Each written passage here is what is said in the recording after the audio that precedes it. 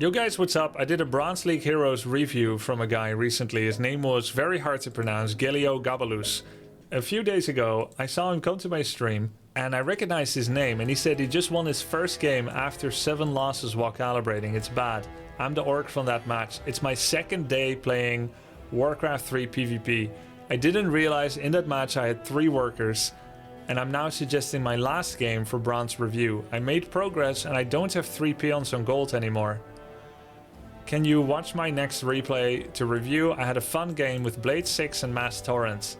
I decided not to review the replay he sent in because it would be a curated game. I much prefer the chaos of random games, and I see that right now, 3 minutes ago, he jumped into a match.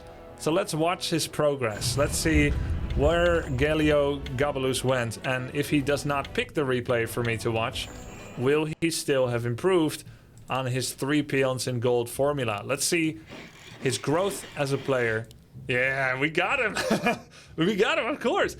I'm not gonna watch the replay that everyone is recommending to me. I want to see the real thing. I want to see the real thing with all the layers of theatrics gone, where they're fighting with blood, sweat and tears for their life. Well, for MMR points anyway. So let's check it out. We're field researchers. Yeah, Grubby. Okay. Altar, Burrow, Barracks. Barracks was a little early, not gonna NGL, but overall, pretty fine. We'll come back here later. Who is he fighting against? Grubby. He's fighting against TNX, or Thanks. TNX has a different approach to burrow placement. And he is... Ah! That was a 4 peon mine in the making! But he sent back his peon from the woods. He said, "You are not a lumberjack, you're a gold miner. Stay in your lane."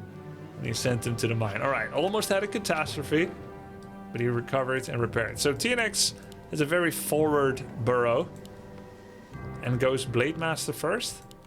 Alright, back to Grubby, also Blade Master. Alright, this is our first Bronze League Heroes Blade v Blade, if I am not mistaken. I remember casting a Blade versus Farseer, but not a Blade versus Blade. Who will fast tech and get their shadow second? In Orc versus Orc Mirror, in a Blade-Blade matchup, there are a couple of priorities. The first player to get level 3 Blade will be able to zoom around with Windwalk level 2 and do anything they want. They're virtually unkillable. They can kill grunts, peons or heroes, and they can scout, do a lot of scouting. They can slow down the other a lot. In the highest level Orc Mirror Blade Mirror, Blade 3 is a huge, huge goal. But there are many steps on the way before you get there, where you could harass each other, etc. The second part is Shadow level 3. As you may notice, level 3 hero timings are very important in Warcraft 3. They dictate much of the strength that you have. They're a big goal in order to try and unlock. They're both doing mirror image creeping. They're both doing it wrong, because you don't mirror image creep against creeps that can dispel. As you see, it's much less effective. Just go crit first, in my opinion. Crit and Windwalk. Had a little drop of the Twitch stream. Alright, welcome back. Don't know why. Don't know why. Might be the Twitch server. So anyway, the Blade Masters. The second goal is Shadow level 3. Shadow level 3 gets you Heal Wave level 2. And that is a major efficiency and sustain mechanic.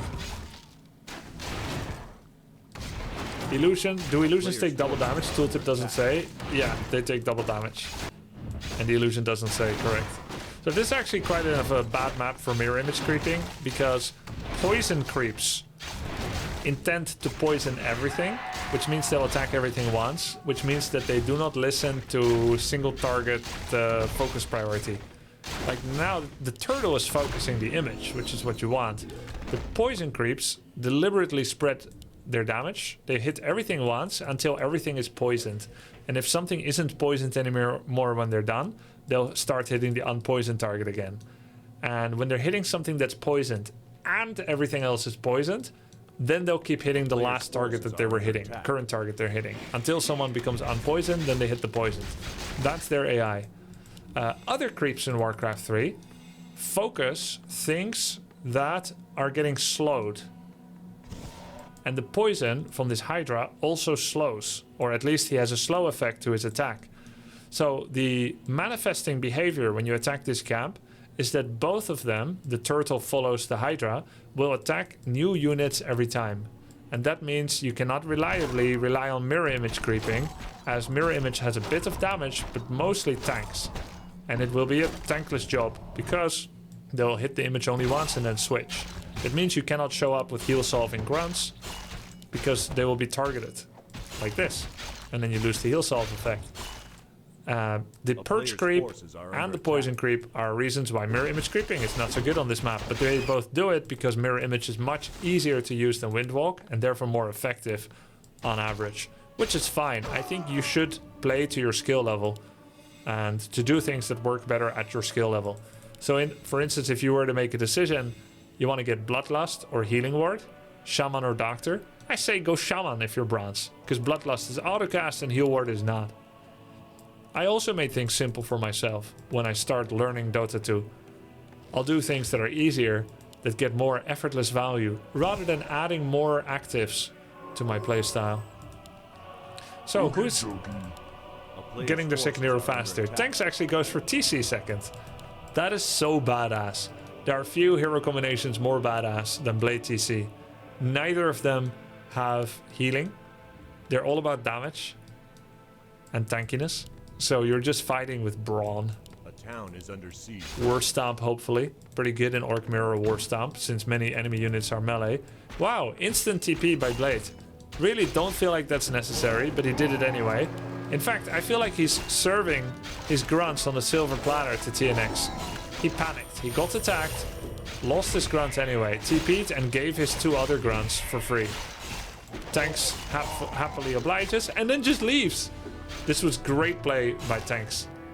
3 grunts killed and TP lost. When Geliogabalus, what he really should have done is to just walk home, get heal solve with Shadow, walk out of the base with Shadow, heal grunts, wait, and then fight. Heal wave first was a good choice by Geliogabalus. Tanks also refuses to take a win when he gets it.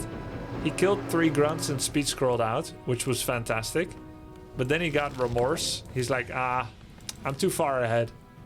I'll get back in there and make sure to lose my TP after almost dying with my blade. Right? There was no purpose for that.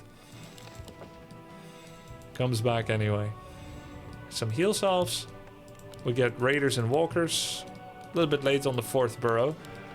But overall, pretty cool play by TNX. Needs a burrow and a war mill right now. Gonna get another heal solve, no doubt. 2 in fact. And Geliogabalus feels uncomfortable because he doesn't have a lot of grunts. He's kind of going across the map and being like, maybe I should counterattack, but then he realizes... Or is he just placing sentries? Because I'm not sure what he's doing. Yeah, he placed a sentry. Oh my god. There's no way someone is going to creep the Gargantuan Sea Turtle this early. I guess he just wanted 1 sentry in the middle and 1 here to cover the 2 walkways, so now he can creep safely. His army is very small. Geliogabalus is also getting Brute Strength, which is a grunt upgrade. When you have 1 grunt, it's better to first get more before getting upgrades.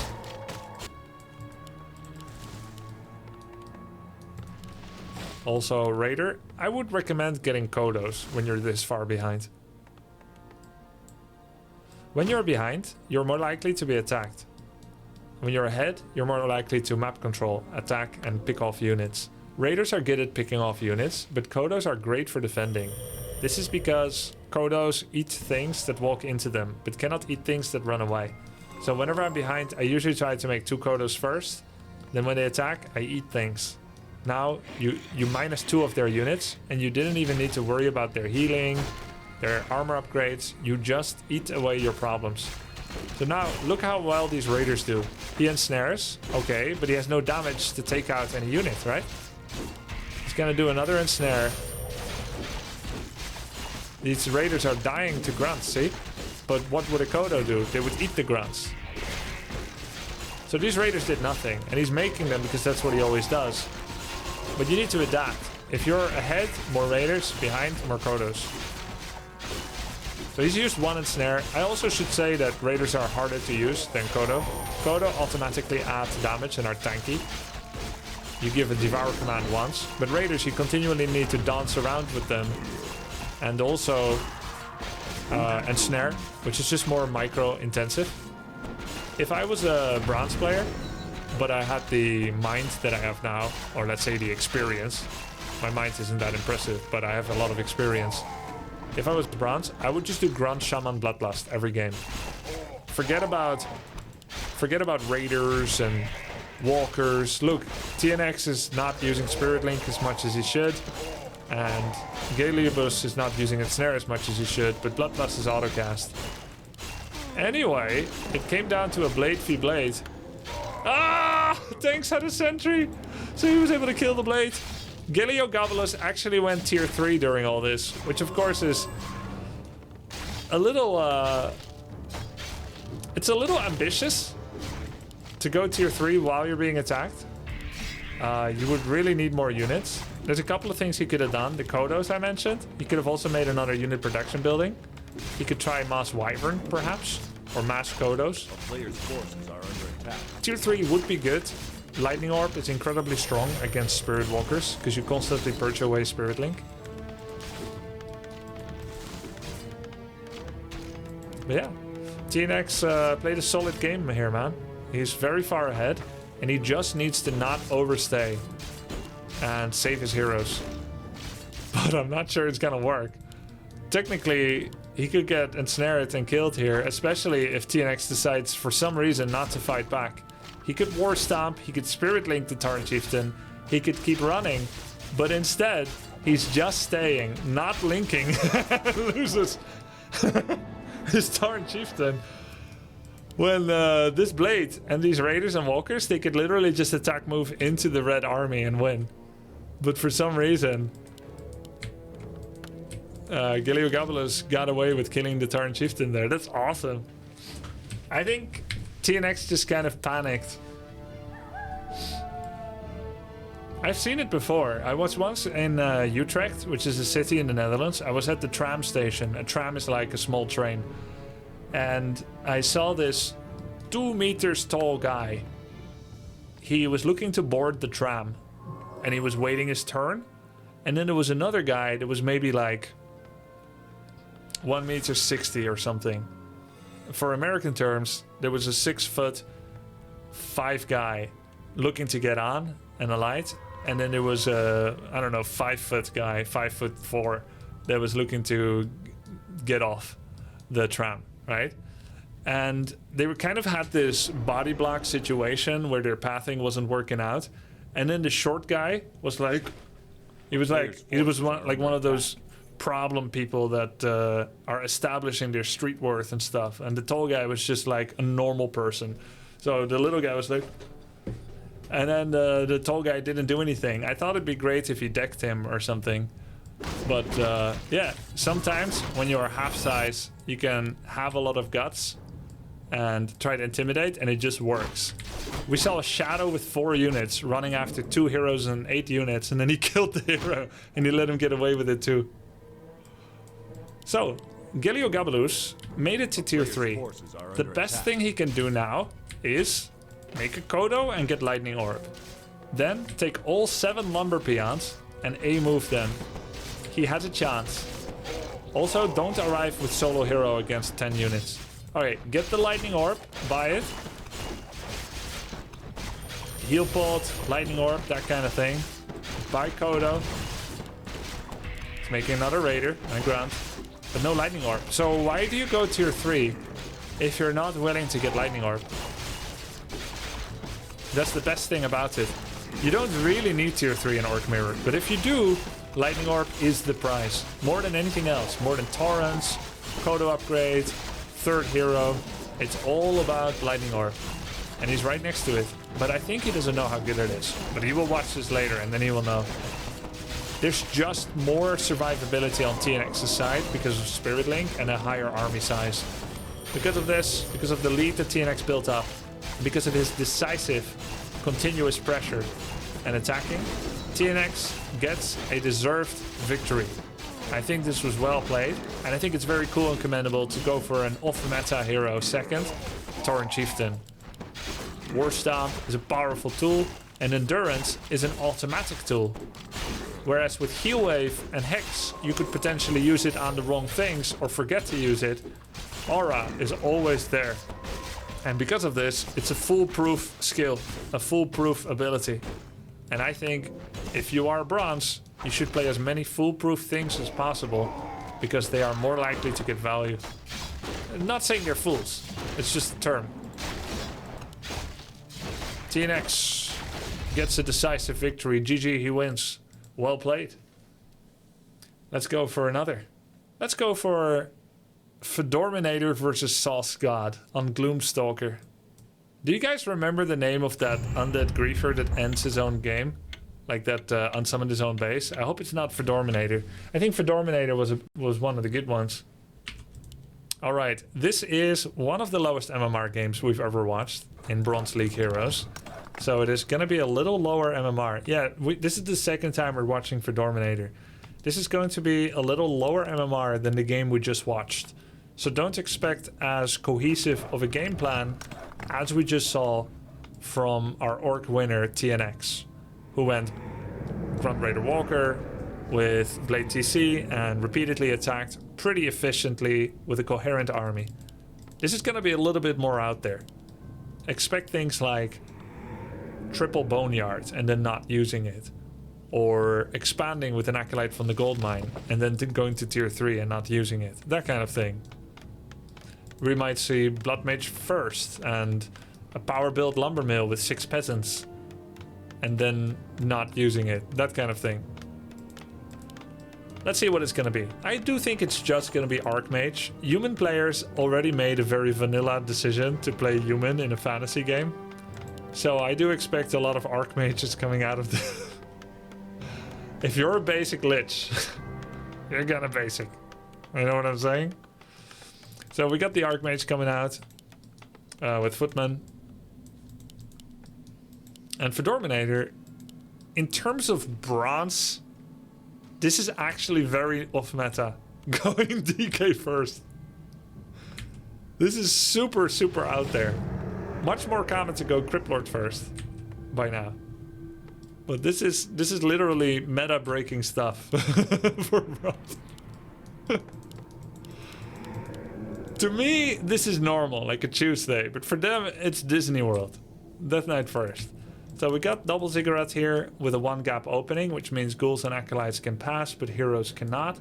Here we have a double gap opening and a 3-4 gap opening here. Death Knight, ghouls, shop, everything looking good, honestly. It's a solid build order. Archmage footies. There's an Arcane Tower. Triple farm. This base layout... Okie dokie. It's very different. I'm not sure exactly what the goal is of this layout. Forces are under attack. But maybe we'll check it back again in a bit. Well, Saucegod. This is very saucy. Archmage, cross mapping, no spells cast, finds out that Fedorminator exists and turns around. It's like, oh, I'm sorry. I didn't know you exist. I'll be leaving now. And he forgot. He's like, he forgot. He goes back here and takes up to tier 2. So I guess he's trying to apply pressure or harass. Okay. He's just gonna creep things. Oh no! He finally mustered the courage to do something productive. This is his ego right now saying, it's not worth it, dude. Procrastinate. When you finally get around to doing something, it just goes wrong. Yep. This is not gonna be working wonders for his confidence. He immediately gets creepjacked the moment he decides to do something, but actually, Fedorminator strikes back. He got pushed out of this camp, and he says, no, you're creeping this camp. It's actually a little bit of reverse Uno, reverse psychology. Oh, that's so cool, actually. He did this on purpose. Wow. So he goes across the map, establishes inferiority, but it's a little bit of Sun Tzu's Art of War trickery. Pretend you're weak when you're strong, pretend you're strong when you're weak. Wait, yeah, something like that, right? That whole thing. And he's like, okay, Death Knight is here in about 42 seconds. Carry the 2, carry the 4, 42, 6. Okay, he's gonna be here in 6 seconds from now. I'm gonna pretend to start this camp. The lion runs and chases when you run. I'm gonna build on his primal instincts as a human being. He's not even playing Warcraft 3. He's playing psychology one-on-one. I'm gonna bank on your tendency to creepjack me. And then, as I run away, you will take the spoils of the victor, right? Wrong! There is no victor! You're just taking this camp because I told you to, and it's so funny you didn't even know that I was puppeteering you all along. He comes back in, kills 3 ghouls, and leaves like snow before the sun, vanishes. He did the maths where Undead is next and arranges another meeting here. A chance encounter like sheep in the night? I don't think so. I think he knew Fedorminator was going to be here. Look at him! He's pretending to run away again with a superior army. He's looking to corral Fedorminator into his trap. What a dastard genius. A dastardly genius. He's stronger than this army and pretends to be afraid. He's probably going to start a creep camp now. Like trying to bait Fedorminator, galling him to come after him. He's like, oh yeah, I'm going to pretend to creep this gold mine and then Fedorminator will show up and I'm going to pretend to run away and squeal like a scared little school kid.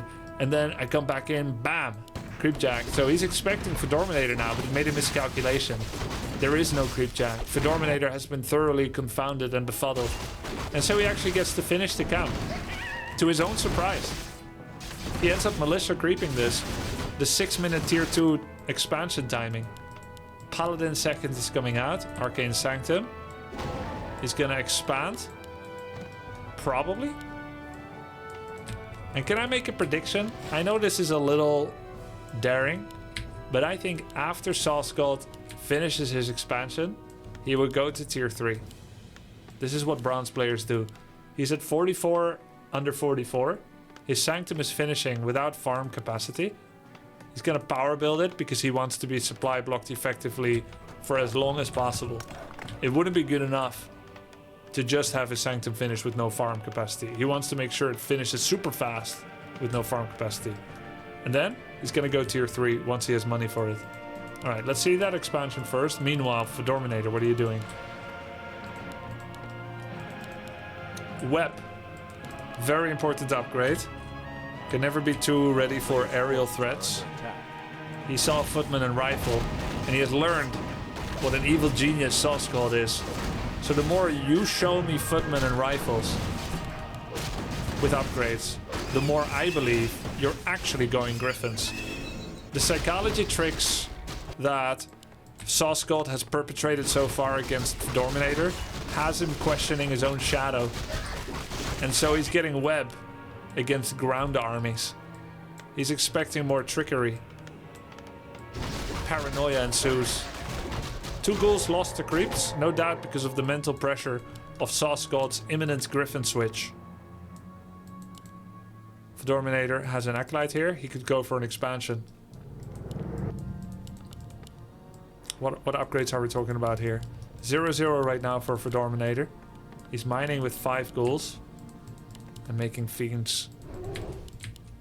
Saucegod is looking to get the Furbolg champion. A player's forces are under attack. Went up to 50 population. Expansion about to finish.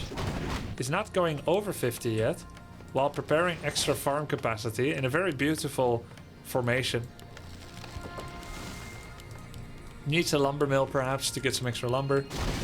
I'm very curious to see if Saucegod will go the tried and true method of saving up 3,000 gold, or go to tier 3, or will actually just use his early expansion to make an army attack and win. Because his expansion is running, the opponent's is still coming up. This is a 7 peasant worker line, by the way. He built it too far. It should have been here. Right here. So he's got 5. And W3 Champions kind of completes the illusion, because this is a W3 Champions overlay made by the community. Blizzard hasn't got this functionality yet. So what it really should say, it should analyze that... it should say like 5 out of 5.5 or 5 out of 5.8, which is roughly what it is. You see there's like a small period of time that the peasant comes out of the mine before a new one goes in. There. It's actually a 6 peasant distance, but because of the acceleration that peasants have naturally when being in a gold mine, when mining with 5 from such a distance, this is like a code thing that Blizzard did. Peasants have alternating speed depending on their proximity to the mine. 5 is what is intended for minimum position town halls. But 5 is normally too much when it's in proper distance. Except 4 is too little and you cannot split peasants in half. So 5 is actually doing more than 5 out of 6. This is not 85% effectiveness mining. It looks to me about 95%. Which is fine, right? Yes, I knew it! I knew it! Woohoo! Going to tier 3, power building a building, and completely stopping unit production is the tried and true bona fide bronze utilization of an expansion. Don't make too many units. The game might end in your favor. You wouldn't want to use your economy advantage in a useful way. You have to draw it out, go tier 3, tech switch a lot, build new buildings. And now he's gonna get attacked and the rug will be swept out from under him, were it not for the fact that Saucegod immediately town portals. He's gonna come and defend here. And what is he doing? He right-clicked here. He right-clicked right here. None of his units are fighting almost. Now finally he's attacking something and there's a coil. One... I think the gold peasant got the kill there. One gold peasant is also attacking. Wait, why are all his peasants attacking? Pretty sick. I still think that Saucegod is gonna win this just because of summons. And the DK is not using a lot of mana to coil. Also, all coils are defensive. He could constantly be coiling Paladin and just kill it. Not saving his fiends. Undead's power spike generally is when you get Orb of Corruption. He doesn't have it, so this was an attack without teeth. Saucegod defense. And in fact, he was done a favor by Fedorminator because he's dropped back to 50 pop, which means he's getting a lot of money again. Okie dokie. He will send his peasants back into the mine, I think. I'm not sure. Yeah, there we go. He's figuring it out. He's working on it. Lumber mill. Why? Why? What about this? You can build your lumber mill right here, next to the trees. You'll mine efficiently. It'll be so good. Why do you need improved lumber harvesting to carry more? It's because they're traveling so far. If you're going to travel far, you want to carry more, right? That's why freighters are so big. A town is under You wouldn't siege. need this if you had Players' this forces are under here. attack. Anyway, what are we doing? Slaughterhouse. We're tier 3. He's still not fully mining, even though he had this base 5 to 10 minutes ago for Dominator. Not 10 minutes ago, I'm exaggerating. Spirit Tower coming out. Orb of Corruption. We got good damage now. Frost Novas and Coils being used aggressively. Notice how much difference Orb of Corruption does. Now you've actually got a bit of damage. Though it is a good habit to attack the same thing your Lich is attacking, so you make even more use of the armor debuff. Yeah, Orb makes all the difference, man. I tried to play a game just yesterday with Undead without Orb to be avant-garde and rebellious. I was an anti-Orb hipster. I lost. Will never make it to YouTube. It was too bad.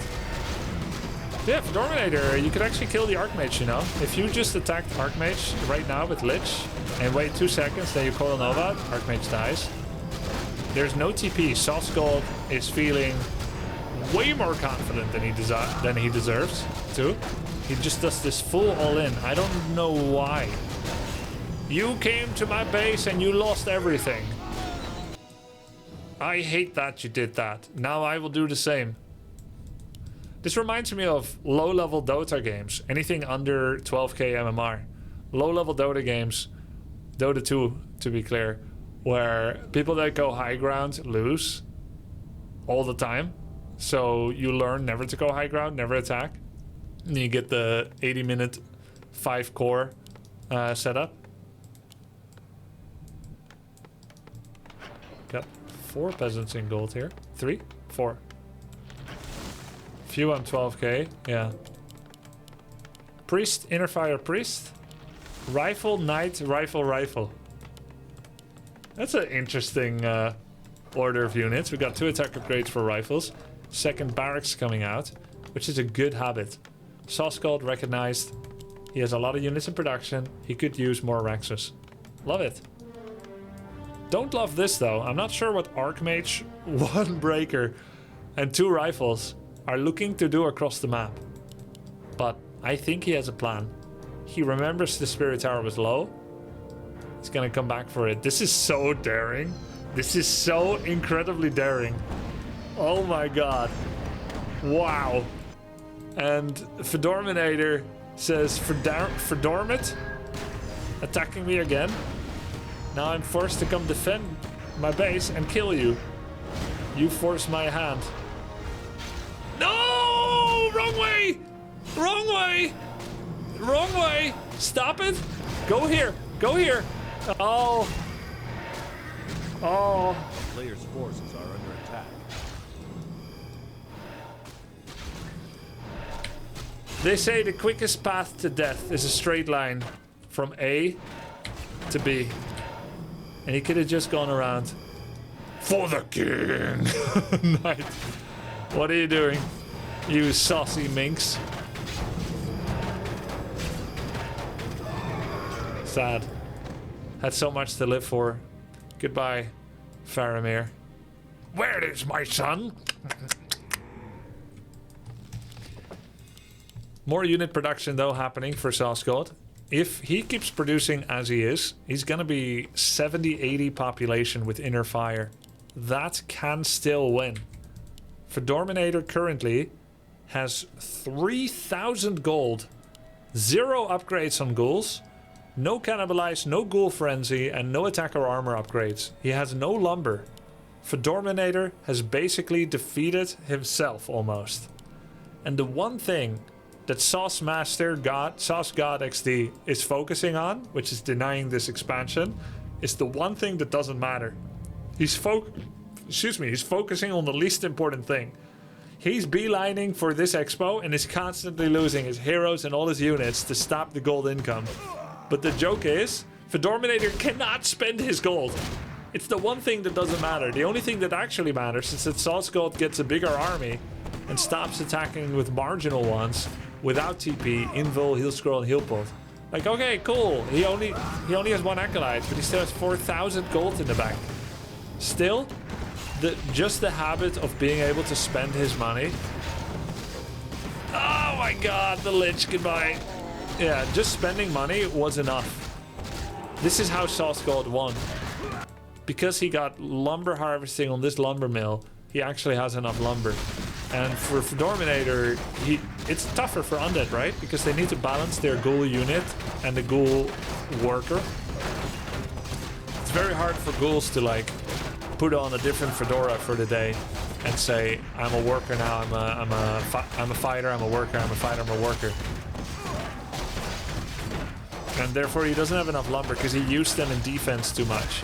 And that's partially because Saucegod kept applying pressure.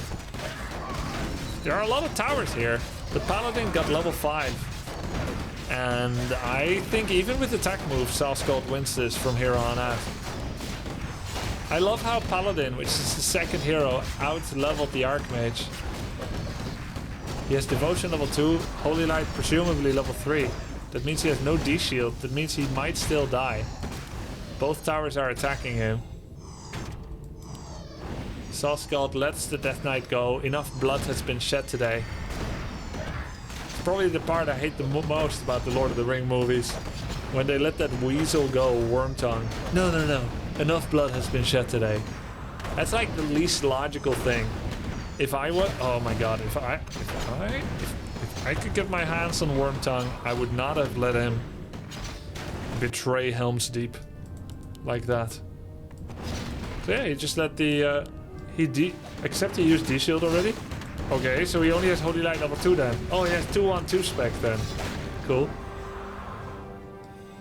Then Saruman wouldn't have died. Yeah, that's true. That's true. He killed Saruman though, yeah. Huh. Go figure, huh? We would have probably lost.